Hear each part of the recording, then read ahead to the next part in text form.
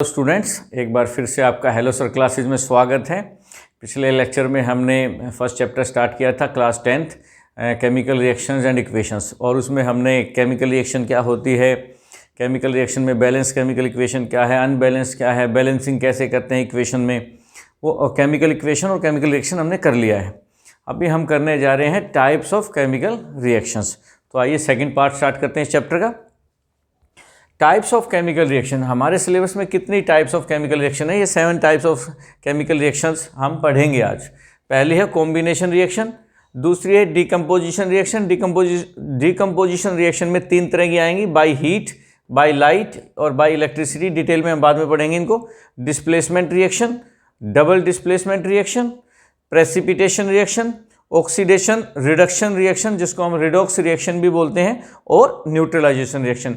ये 7 तरह की रिएक्शंस हम पढ़ेंगे। इनमें से पहली को डिस्कस करते हैं। सबसे पहले combination reaction. Combination reaction is a reaction in which 2 और more substances combine to form a single product, यानी कि ऐसी रिएक्शन जिसमें 2 या 2 से अधिक सब्सटेंस आपस में कंबाइन करके एक सिंगल प्रोडक्ट बनाते हैं, ऐसी रिएक्शन को बोलते हैं कॉम्बिनेशन रिएक्शन। इसमें 3 तरह की हम ले सकते हैं, जैसे combination of 2 elements, combination of 2 compounds, combination of 1 compound and 1 element. For example carbon plus oxygen, carbon dioxide, इसमें 2 एलिमेंट हैं, कार्बन और ऑक्सीजन। इसी प्रकार से हाइड्रोजन और ऑक्सीजन कंबाइन करके वाटर बना रही है। मैग्नीशियम और ऑक्सीजन की रिएक्शन कल पिछले लेक्चर में आपने की थी, 2MgO। आयरन और sulphur, iron sulphide, nitrogen and hydrogen, ammonia. इस प्रकार से आप ये दो एलिमेंट्स कंबाइन हो गए, एक प्रोडक्ट बना रहे हैं, इसलिए इसको कॉम्बिनेशन ऑफ 2 एलिमेंट्स बोलते हैं। कॉम्बिनेशन रिएक्शन का उदाहरण है। फिर combination of 2 compounds, ammonia plus hydrochloric acid, ammonium chloride, calcium oxide plus CO2, calcium carbonate, calcium oxide plus water, calcium hydroxide. This is a very important reaction, और ये एक activity भी आपके सिलेबस में गिवन है। आपको दिखाया हुआ है कि एक बीकर लेंगे आप। बीकर आपको पता है कैसा होता है?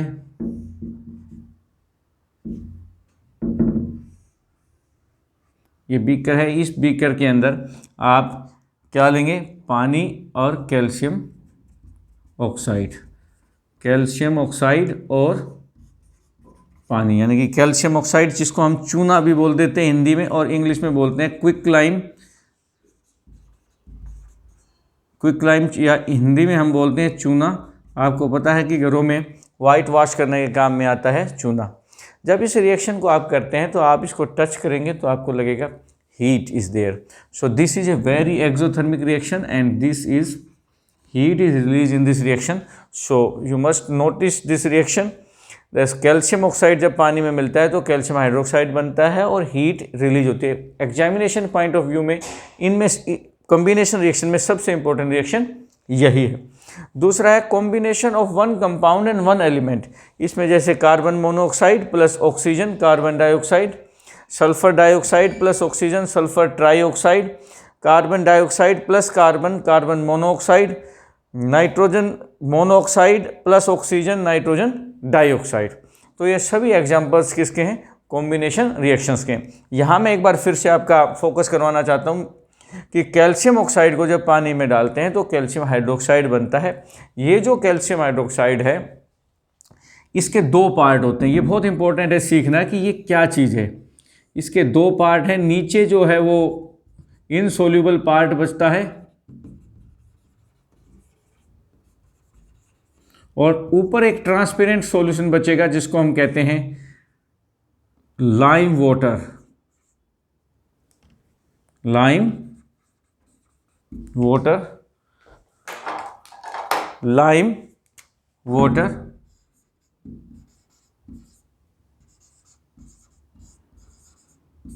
Lime water. और नीचे जो ये इनसोल्यूबल वाइट कलर का पार्ट बचता है इसको कहते हैं milk of lime. Milk of, दोनों का फॉर्मूला होता है कैल्शियम हाइड्रोक्साइड, क्योंकि कैल्शियम हाइड्रोक्साइड जो है पार्शियली सोल्यूबल है। इसको हम स्लेक्ड लाइम भी बोलते हैं। ये क्या काम आता है? ये काम आता है वाइट वॉश करने के काम में आता है, घरों में सफेदी करने के काम में ये आता है। Milk of lime. और लाइम वाटर का यूज होता है to check CO2 whether the gas is CO2 or not. If we pass CO2 through lime water it will turn it milky. दूसरी बात यह है कि जब हम वाइट वॉश करते हैं तो आप देखेंगे 2 या 3 दिन के बाद उसके ऊपर क्या आ जाती है, चमक आती है। वो चमक क्यों आती है, उसका कारण क्या है, जब कैल्शियम हाइड्रोक्साइड एयर में जो CO2 गैस है उससे रिएक्ट करता है, उसके संपर्क में आता है, ये जब वाइट वॉश वॉल्स पे हो जाती है तो ये बनाता है कैल्शियम कार्बोनेट प्लस वाटर। ये जो कैल्शियम कार्बोनेट है जिसको हम लाइमस्टोन भी बोल देते हैं, कैल्शियम केमिकल नेम है कैल्शियम कार्बोनेट, ये जो चीज़ है ये चमकदार होती है, इसलिए 2 या 3 दिन के बाद जो वॉल्स के सरफेस हैं वो शाइनी अपीयरेंस उनकी होती है। So I think you got the first type of reaction, combination reaction. इसमें ये वाली रिएक्शन बहुत इंपॉर्टेंट है जिसमें हम चूने को पानी में मिलाते हैं, यानी कि लाइम को पानी में मिलाते हैं। लाइम होता है कैल्शियम ऑक्साइड और इससे बनता है स्लेग्ड लाइम। स्लेग्ड लाइम के 2 पार्ट हैं, ऊपर वाला पार्ट ट्रांसपेरेंट है जिसको हम लाइम वाटर बोलते हैं, ये CO2 को चेक करने के काम में आता है। जब CO2 इसके अंदर से पास करते हैं दैट टर्न इट मिल्की। दूसरा है इनसोल्यूबल पार्ट, वाइट पार्ट जिसका नाम है मिल्क ऑफ लाइम, ये वाइट वॉश करने के काम में आता है। और जब कभी भी ये वाला पार्ट CO2 के संपर्क में आता है तो एक शाइनी, दीवारों के ऊपर एक शाइन आ जाती है, वो आती है कैल्शियम कार्बोनेट के बनने से। नेक्स्ट रिएक्शन पे आते हैं, चलिए सेकेंड रिएक्शन पे आते हैं। सेकेंड टाइप है केमिकल रिएक्शन की decomposition reaction. Decomposition reaction is that reaction in which a single compound breaks down to give 2 or more substances, जिसमें एक पदार्थ 2 या 2 से अधिक सब्सटेंसेस में टूट जाता है और 2 सब्सटेंसेस बनते हैं। डिकम्पोजिशन रिएक्शन के लिए ना हमें एनर्जी की आवश्यकता है, without energy it is not possible. Energy किस फॉर्म में हो सकती है, या तो वो हीट की फॉर्म में हो सकती है, या वो इलेक्ट्रिसिटी की फॉर्म में हो सकती है, या वो लाइट की फॉर्म में हो सकती है। तो उसी के आधार पर ये 3 तरह की होती हैं। डीकम्पोजिशन बाय हीट, जिसको हम थर्मल डीकम्पोजिशन भी बोलते हैं, जिसको हम थर्मल डीकम्पोजिशन भी बोलते हैं। इसमें 3 एग्जाम्पल है और तीनों एग्जाम्पल इंपॉर्टेंट हैं। पहला एग्जाम्पल है जब लेड नाइट्रेट को, ये वाइट कलर का सब्सटेंस होता है लेड नाइट्रेट, जब इसको हम हीट करते हैं तो येलो कलर का लेड ऑक्साइड PbO बनता है और ब्राउन कलर की फ्यूम्स, डेंस ब्राउन फ्यूम्स बनती हैं नाइट्रोजन डाइऑक्साइड की और ऑक्सीजन गैस निकलती है। तो ये फर्स्ट टाइप है, इसमें कलर अक्सर पूछ लिए जाते हैं। सेकंड है कैल्शियम कार्बोनेट की। जब कैल्शियम कार्बोनेट को हीट किया जाता है तो कैल्शियम ऑक्साइड और कार्बन डाइऑक्साइड, इसके लिए नाम मैंने इसलिए नहीं लिखे क्योंकि आप इनसे फेमिलियर हैं या हो जाना चाहिए आपको। कैल्शियम कार्बोनेट जिसको हम लाइमस्टोन भी बोलते हैं कॉमनली, और यह है कैल्शियम ऑक्साइड जिसको हम लाइम या क्विक लाइम भी बोल देते हैं हिंदी में चूना, और यह है carbon dioxide. FeSO4 ferrous sulphate या आयरन सल्फेट, जब आयरन सल्फेट को हीट करते हैं, ये भी वाइट कलर का होता है, तो एक्चुअली अगर इसमें 7 वाटर भी इंडल्ज हैं तो ये ग्रीन कलर का होगा। अगर FeSO4.7 वाटर है तो ये ग्रीन कलर का होता है। जब इसको हीट करते हैं तो पहले ग्रीनिश कलर, क्योंकि पानी निकल जाएगा, वाष्पीकरण हो जाएगा, इवेपोरेशन हो जाएगा पानी का, तो ये निकल जाएगा, तो FeSO4 वाइट कलर का बचेगा। अब जब इसको हीट करेंगे तो रेड ब्राउन कलर का Fe2O3, iron oxide, sulphur dioxide और सल्फर ट्राइऑक्साइड गैसेज बनेंगे। ये दोनों गैसेज पंजेंट स्मेलिंग है, पंजेंट स्मेलिंग गैसेज, तीखी गंध वाली गैसेज हैं ये। तो ये तीसरी डिकम्पोजिशन रिएक्शन है। ये तीनों एग्जाम्पल्स हैं थर्मल डिकम्पोजिशन रिएक्शन के। Thermal means by heat. दूसरी टाइप है डिकम्पोजिशन रिएक्शन की डिकम्पोजिशन बाय इलेक्ट्रिसिटी। इसको हम इलेक्ट्रोलिसिस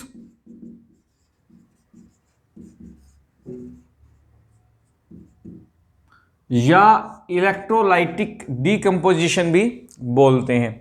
इसमें वाटर का बहुत ही अच्छा एग्जाम्पल है। ये एक बहुत इंपॉर्टेंट एक्टिविटी आपके सिलेबस में है। इसमें क्या क्या क्वेश्चन आएंगे वो भी एक्सप्लेन करेंगे। सबसे पहले एक्टिविटी को समझते हैं।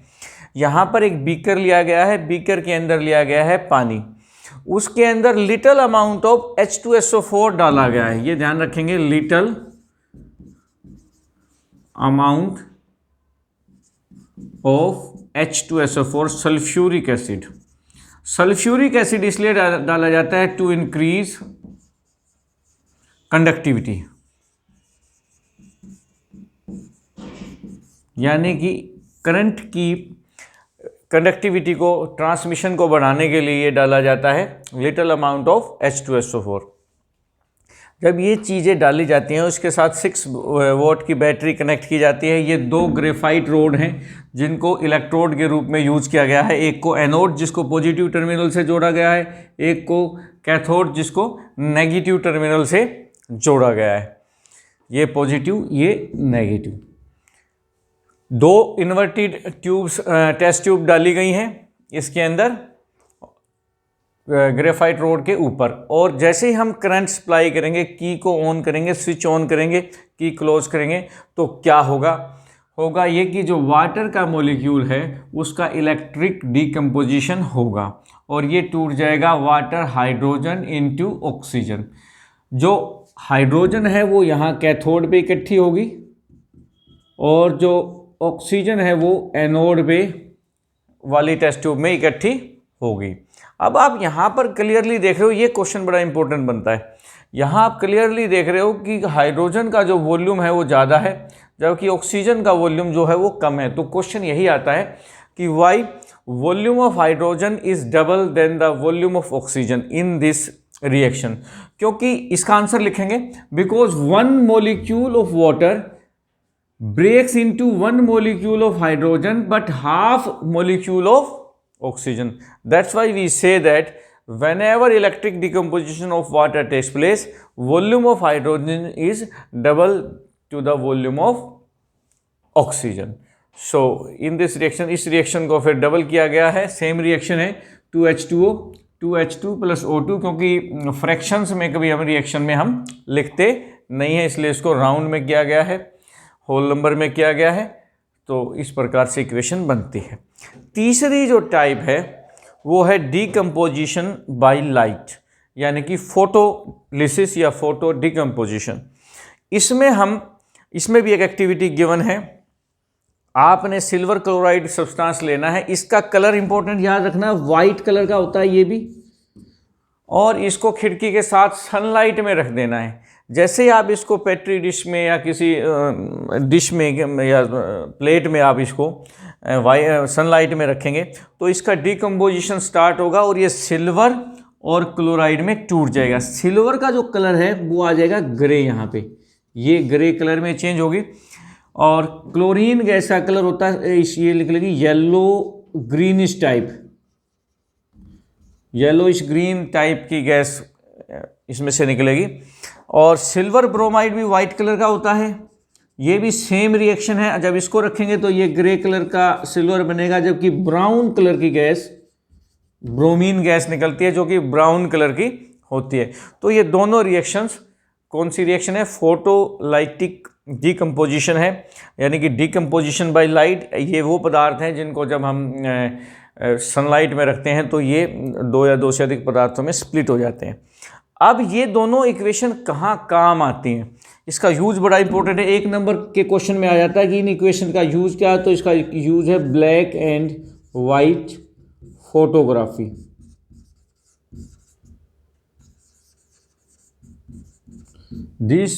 These two reactions are used in black and white photography। Black and white photography में नेगेटिव्स आते हैं, एक फिल्म होती है जो इस सब्सटेंस से कोटेड होती है। तो जब उसकी पिक्चर ली जाती है तो ये सब्सटेंस ब्रेक होता है, स्प्लिट होता है और एक इमेज उसके ऊपर बन जाती है जो ये सिल्वर बनाता है। सो ये दोनों यूज किए जाते हैं reactions black and white photography में। नेक्स्ट रिएक्शन पे आते हैं, displacement reaction. Number 3, displacement reaction. Displacement reaction वो रिएक्शन होती है जिसमें एक ज़्यादा रिएक्टिव मेटल एक कम रिएक्टिव मेटल को उसके साल्ट सॉल्यूशन या ऑक्साइड से डिस्प्लेस करता है, यानी कि उसका स्थान ले लेता है, उसकी पोजीशन ले लेता है, उसको वहाँ से हटा देता है। जैसे a more reactive metal, the reaction in which a more reactive metal displaces a less reactive metal from its salt solution और ऑक्साइड। फॉर एग्जांपल जैसे आयरन, कॉपर सल्फेट, ये कॉपर का साल्ट सॉल्यूशन है कॉपर सल्फेट जो कि blue colour का होता है। जब इसमें ये एक एक्टिविटी है जैसे कि आयरन की जो नेल हैं वो कॉपर सल्फेट सॉल्यूशन में डाली गई हैं, तो क्या होगा, आयरन जो है वो इस कॉपर को यहाँ से डिस्प्लेस कर देगा और आयरन सल्फेट सॉल्यूशन बना लेगा और कॉपर अलग हो जाएगा। तो इस रिएक्शन को कहते हैं डिस्प्लेसमेंट रिएक्शन। आयरन ने कॉपर को क्यों हटा दिया? क्योंकि आयरन जो है वो कॉपर से ज़्यादा रिएक्टिव है। अब ये एक एक्टिविटी है जिसमें हमने एक टेस्ट ट्यूब ली, उसमें कॉपर सल्फेट का सॉल्यूशन लिया जो कि ब्लू कलर का है, उसके अंदर 2 आयरन की नेल डाल दी। कुछ देर के बाद हम देखेंगे कि जो ये कॉपर सल्फेट का सॉल्यूशन है ये फेड हो जाएगा और धीरे धीरे ये ग्रीन कलर में चेंज होगा, क्योंकि कॉपर सल्फेट सॉल्यूशन का कलर ब्लू है और आयरन सल्फेट जो बन रहा है उसका कलर ग्रीन है।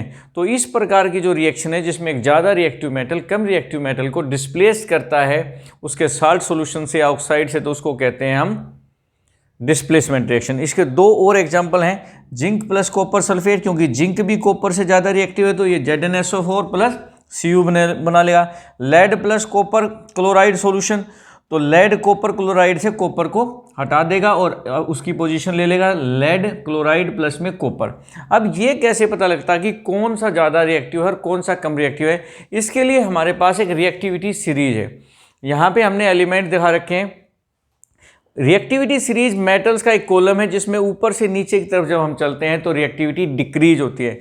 जैसे सबसे ज़्यादा रिएक्टिव इस रिएक्टिविटी सीरीज में पोटाशियम है, उसके बाद sodium, barium, calcium, magnesium, aluminium, zinc, iron, nickel, tin, lead, hydrogen, copper, mercury, silver, gold and platinum.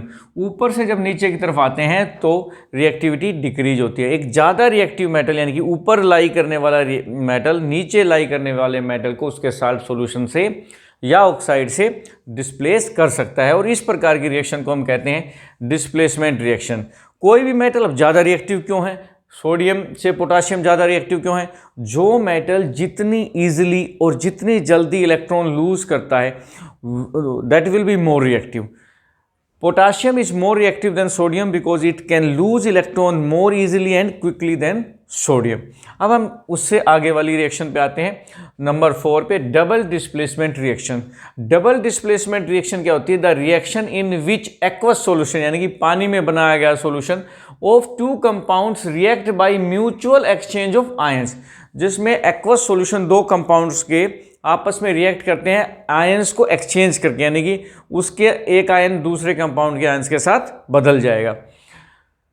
इस प्रकार की रिएक्शन को कहते हैं डबल डिस्प्लेसमेंट रिएक्शन, क्योंकि इसमें 2 बार डिस्प्लेस होता है। जैसे यहाँ सोडियम और सल्फेट था, यहाँ बेरियम और क्लोराइड है, तो सोडियम अब किसके साथ है? सोडियम क्लोरीन के साथ है यहाँ, और यहाँ से इधर चला गया है ये क्लोरीन, क्लोराइड आयन। यहाँ सल्फेट था, ये बेरियम के साथ, ये बेरियम और सल्फेट आ गया है। तो इस प्रकार से जो यहाँ सोडियम के साथ था अब वो बेरियम के साथ है। पहले सोडियम के साथ सल्फेट था, अब बेरियम के साथ सल्फेट है। पहले बेरियम के साथ क्लोराइड था, अब सोडियम के साथ क्लोराइड है, यानी कि इन्होंने आपस में एक्सचेंज कर लिए आयंस को, और इस रिएक्शन को बोलते हैं डबल डिस्प्लेसमेंट रिएक्शन। अगर इस प्रकार की रिएक्शन में कोई इनसोल्यूबल सॉलिड सब्सटेंस बनता है, ये जो बेरियम सल्फेट यहाँ बना है ये बना है वाइट प्रेसिपिटेट, वाइट कलर है, और प्रेसिपिटेट क्या होता है? Any insoluble solid substance formed as a result of double displacement reactions. तो अगर ऐसा कोई सब्सटेंस बनता है जो कि इनसोल्यूबल है तो उस रिएक्शन को हम प्रेसिपिटेशन रिएक्शन भी बोलते हैं। Reaction between aqueous solutions of 2 compounds in which N insoluble product यानी कि precipitate is formed is called precipitation reaction. और प्रेसिपिटेशन रिएक्शन का एग्जाम्पल भी यही है, सोडियम सल्फेट प्लस में barium chloride, barium sulphate plus sodium chloride, जिसमें barium sulphate के वाइट प्रेसिपिटेट बने हैं। 6th रिएक्शन है न्यूट्रलाइजेशन रिएक्शन। वैसे तो ये रिएक्शन नेक्स्ट चैप्टर में है एसिड बेस सॉल्ट में, लेकिन मैं इसको यहीं करवा रहा हूँ क्योंकि सारी रिएक्शंस के साथ ये करनी भी जरूरी है, क्योंकि ये कई बार पेपर में आ चुकी है।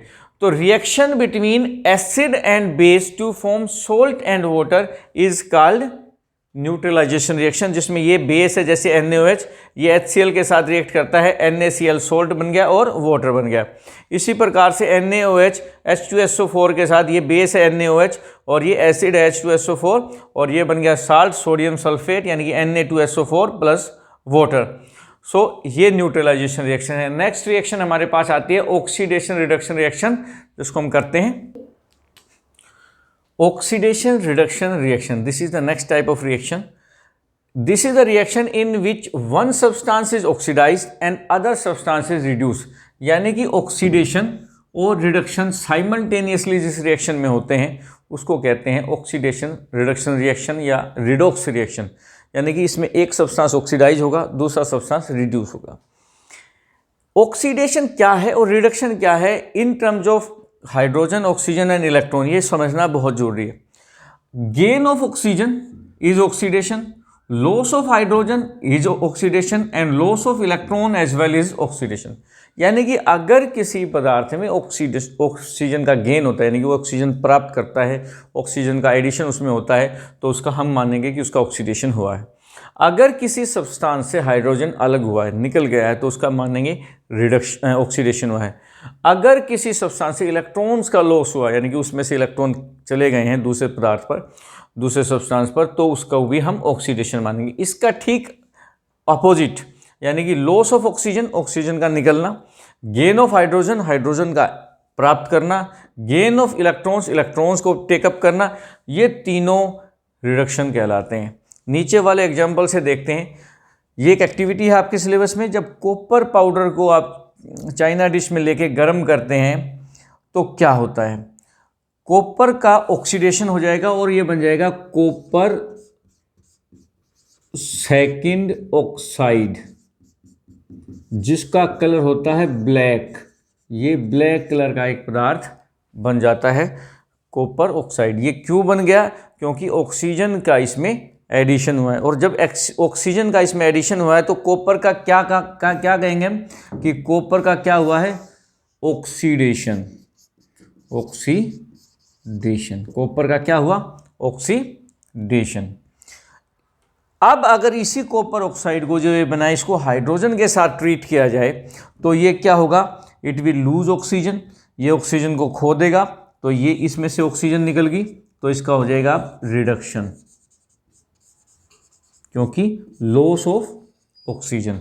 यहां पर क्या था? Gain of oxygen plus oxygen हुई है। यहाँ कॉपर से कॉपर ऑक्साइड बना है, यहाँ कॉपर ऑक्साइड से वापस कॉपर बना है, तो ये लॉस ऑफ ऑक्सीजन है, इसलिए ये रिडक्शन है। दूसरे एग्जाम्पल से समझते हैं। इस रिएक्शन में देखिए, पेपर में क्या पूछा जाता है। पेपर में एक इक्वेशन दी जाती है आपको, और इक्वेशन में पूछा जाता है कि किस सब्सटेंस का ऑक्सीडेशन हुआ है और किस सब्सटेंस का रिडक्शन हुआ है। जैसे कि इस इक्वेशन में H2S hydrogen sulphide plus sulphur dioxide, sulphur और वाटर, इसमें वो पूछेगा कि किसका ऑक्सीडेशन हुआ है और किसका रिडक्शन। तो ऐसा अगर क्वेश्चन आता है तो आप आंसर केवल इस पार्ट से देंगे, उस पार्ट से आंसर नहीं होता है। इस पार्ट से, इसी में से एक पदार्थ का, एक सब्सटेंस का ऑक्सीडेशन होगा और दूसरे का रिडक्शन। ये आपको देखना है इन तीन कंसेप्ट में से कि गेन है ऑफ ऑक्सीजन है, लॉस ऑफ हाइड्रोजन है, लॉस ऑफ इलेक्ट्रॉन है, लॉस ऑफ ऑक्सीजन है, गेन ऑफ हाइड्रोजन है, गेन ऑफ इलेक्ट्रॉन है। उसी आधार पर आपके सिलेबस में ऊपर वाले दो हैं, gain of oxygen, loss of hydrogen, loss of oxygen, gain of hydrogen. Electronic concept आपके सिलेबस में नहीं है, तो उसको छोड़ दीजिए। यहाँ देखते हैं हाइड्रोजन सल्फाइड, यहाँ मेन प्रोडक्ट किस में चेंज हुआ है? 3S सल्फर में। तो यहाँ हाइड्रोजन सल्फाइड है, यहाँ सल्फर है, क्या चीज़ माइनस हुई? लॉस ऑफ हाइड्रोजन, यानी हाइड्रोजन निकल गया। और लॉस ऑफ हाइड्रोजन क्या है? Loss of hydrogen is oxidation, तो यहाँ ऑक्सीडेशन हुआ है। तो आंसर में क्या आएगा, क्या लिखेंगे हम? Substance oxidized is hydrogen sulfide। दूसरी चीज आपसे पूछी जाएगी कि सब्सटेंस रिड्यूस्ड क्या है? सब्सटेंस रिड्यूस्ड, यहां देखिए सल्फर डाइऑक्साइड भी सल्फर में चेंज हो रही है, लेकिन यहां क्या हुआ है? लॉस ऑफ ऑक्सीजन, ऑक्सीजन का लॉस हो रहा है। तो लॉस ऑफ ऑक्सीजन क्या है? रिडक्शन है। तो सल्फर डाइऑक्साइड का क्या हुआ है? रिडक्शन हुआ है। तो यहां आंसर आएगा सल्फर डाइऑक्साइड। दोनों में आंसर्स रिएक्टेंट साइड से आएंगे, प्रोडक्ट साइड से आंसर नहीं है। सिमिलरली अगर इसमें बात करें, इस रिएक्शन में zinc oxide plus carbon, zinc plus carbon monoxide, तो जिंक ऑक्साइड किस में कन्वर्ट हुआ है? जिंक में। तो जिंक ऑक्साइड से क्या गया? Loss of oxygen. तो लॉस ऑफ ऑक्सीजन का मतलब इसका क्या हुआ है? रिडक्शन। और इसका क्या हुआ, गेन ऑफ ऑक्सीजन से ऑक्सीडेशन। तो अगर यही चीजें आ जाएं, सब्सटेंस ऑक्सीडाइज क्या है, सब्सटेंस ऑक्सीडाइज्ड यहां पर कार्बन, और सब्सटेंस रिड्यूस्ड क्या है यहां पर, ZnO, जिंक ऑक्साइड। तो इस प्रकार से दोनों के दोनों क्या हैं, रिएक्टेंट साइड से आंसर हैं। सिमिलरली इसमें एग्जांपल में देखते हैं, ये NCERT का एग्जांपल है, MnO2 किस में चेंज हुआ, MnCl2 में। यहां से क्या गया, माइनस ऑक्सीजन, वहां ऑक्सीजन नहीं है, तो लॉस ऑफ ऑक्सीजन का मतलब रिडक्शन। यहां HCl से क्या क्या बना, क्लोरीन, तो यहां क्या बना है, माइनस हाइड्रोजन, यानी लॉस ऑफ हाइड्रोजन मतलब ऑक्सीडेशन। ये आपको समझना पड़ेगा किस में से क्या जा रहा है या क्या आ रहा है। तो यहां सब्सटेंस ऑक्सीडाइज्ड कौन सा हुआ, जिसमें से substance oxidised HCl, substance reduced MnO2। तो आंसर केवल रिएक्टेंट साइड से आएगा, प्रोडक्ट साइड से आंसर नहीं आएगा। तो इस प्रकार से ये है रिडक्शन ऑक्सीडेशन का concept. I hope you understand. Next point पे आते हैं। अब हम पढ़ते हैं effects of oxidation reactions in daily life. दैनिक जीवन में ऑक्सीडेशन रिएक्शंस का क्या प्रभाव है। दो प्रभाव मुख्य रूप से हमारे सिलेबस में है, एक तो कोरोजन और एक रेंसिडिटी। सबसे पहले कोरोजन पे आते हैं। What is corrosion, eating away of metals layer by the action of air and moisture. Air और मॉइस्चर के एक्शन के कारण लेयर बाय लेयर जो हमारा मेटल वेस्ट होता रहता है, ऑक्साइड बन गया, कार्बोनेट बन के, उसको हम कहते हैं कोरोजन। अलग अलग मेटल में अलग अलग प्रकार का कोरोजन होता है। जैसे आयरन में रस्टिंग ऑफ आयरन को ही कोरोजन बोलते हैं। आयरन जब ऑक्सीजन और वाटर के साथ रिएक्ट करता है तो Fe2O3.XH2O, ये रस्टिंग का फॉर्मूला है जिसको हम रस्ट बोलते हैं। कलर है reddish brown, layer by layer ये उतरती रहती है। कॉपर के केस में कॉपर कार्बन डाइऑक्साइड ऑक्सीजन और वाटर के साथ रिएक्ट करता है, बेसिक कॉपर कार्बोनेट बनता है जो कि ग्रीन कलर का होता है। सरफेस पे ग्रीन कलर की कोटिंग लेयर आती है, वो भी लेयर बाय लेयर डिस्ट्रॉय होता रहता है। Corrosion of silver 2Ag + H2S, Ag2S + H2। Silver में ब्लैक कलर का कोरोजन होता है, और ये ब्लैक कलर का जो कोरोजन है ये क्या है, ये जब हम देखते हैं कि डेली लाइफ में जब सिल्वर के ऑर्नामेंट्स हम पहनते हैं तो कुछ दिनों के बाद वो ब्लैक हो जाते हैं। वास्तव में वो ब्लैक इस कारण से हो जाते हैं क्योंकि वो एयर में जो मौजूद हाइड्रोजन सल्फाइड है वो उससे रिएक्ट करते हैं और Ag2S ब्लैक कलर की लेयर बना लेते हैं। कोरोजन का नुकसान क्या है, corrosion damages car bodies, bridges, ships, iron railings और हजारों टन मेटल्स कोरोजन के कारण वेस्ट हो जाता है। तो how we can prevent it, we can prevent it. Corrosion can be prevented by painting, paint करते हैं, आपको पता है विंडो रेलिंग्स को, गेट को, रेल कोचेस को हम पेंट करके बचा सकते हैं। ऑयलिंग एंड ग्रीसिंग, मशीन के मैकेनिकल टूल्स या मशीन के जो पार्ट्स आपने देखा उसको ग्रीसिंग किया जाता है। गैल्वेनाइजेशन, कोटिंग ऑफ जिंक की कोटिंग करते हैं, उससे भी प्रोटेक्ट कर सकते हैं। और इलेक्ट्रोप्लेटिंग इलेक्ट्रिसिटी की सहायता से निकल या क्रोमियम की प्लेटिंग कर दी जाती है मेटल्स के सरफेस के ऊपर, उससे भी हम इससे बच सकते हैं। आपको एक ये बात जान के हैरानी होगी कि कोरोजन आपने अभी तक देखा कि डैमेज ही डैमेज कर रहा है मेटल्स को, लेकिन एल्यूमिनियम के केस में ऐसा नहीं है। एल्यूमिनियम जब ऑक्सीजन के साथ रिएक्ट करता है तो ये बनता है एल्यूमिनियम ऑक्साइड Al2O3। इस रिएक्शन को बैलेंस कर लेते हैं, ये 2, ये 4, ये 3। तो ये जो एल्यूमिनियम ऑक्साइड की लेयर बनती है एल्यूमिनियम के ऊपर, ये फर्दर ऑक्सीजन के कांटेक्ट से एल्यूमिनियम को बचाती है। अंडरनीथ जो लेयर है इसके, उससे ये उसको प्रोटेक्ट करती है, फर्दर इसकी रिएक्शन ये नहीं होने देती है। इस कारण से एल्यूमिनियम के केस में कोरोजन जो है वो उसको बचाता है फर्दर। अब आते हैं रेंसिडिटी पे। रेंसिडिटी होता है oxidation of oils and fats in food resulting in bad smell and taste. Fried food या फैटी फूड, जिस फूड के अंदर फैट्स हैं यानी कि घी है, तेल है, ऑयल्स हैं, उनका जब ऑक्सीजन के संपर्क में जब वो आते हैं, जब उनको खुला छोड़ दिया जाता है तो ऑक्सीजन के संपर्क में आते हैं तो उनमें एक बुरा टेस्ट और बुरी गंध यानी कि स्मेल उत्पन्न होती है, प्रोड्यूस होती है, और उसी को हम कहते हैं रेंसिडिटी। रेंसिडिटी को प्रिवेंट करने के लिए हम इनमें से कोई मेथड यूज कर सकते हैं। नंबर 1, एडिंग एंटीऑक्सीडेंट्स इन फूड। फूड के अंदर एंटीऑक्सीडेंट्स डालते हैं। एंटीऑक्सीडेंट्स वो पदार्थ होते हैं जो फूड से पहले ही ऑक्सीजन को टेकअप कर लेते हैं और फूड को ऑक्सीजन से रिएक्ट नहीं करने देते हैं। वैक्यूम पैकिंग, वैक्यूम पैकिंग में हम टोटल एयर को we pull out the air from the packed material, और उससे ऑक्सीजन का जब होएगी नहीं ऑक्सीजन पैकिंग में तो रिएक्शन का सवाल ही पैदा होता है। Replacing air by nitrogen. Nitrogen एक बहुत ही अनरिएक्टिव गैस है, इसलिए इसको हम, आपने देखा होगा चिप्स के पैकेट्स, कुरकुरे के पैकेट्स में यही गैस डाली जाती है ताकि, और वो कई महीने बाद भी वैसे ही क्रिस्पी मिलते हैं। Keeping the food at lower temperature. Lower temperature पे फूड को रख के भी हम स्लो डाउन कर सकते हैं ऑक्सीडेशन के प्रोसेस को, यानी कि रेंसिडिटी को। तो इन सभी मेथड से हम बचा सकते हैं।